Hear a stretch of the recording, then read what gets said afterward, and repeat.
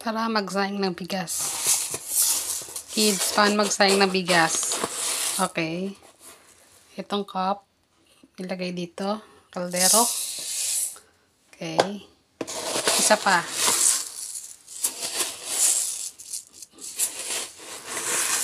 Puno. Dalawang isasaing ko hanggang mamayang gabi na yan. Okay. Okay. Hugasan. Isang hugas lang. Isang hugas lang ha. Okay. Ganyan. Isang hugas lang kasi yung bigas namin ay dinurado. Okay. Banlaw.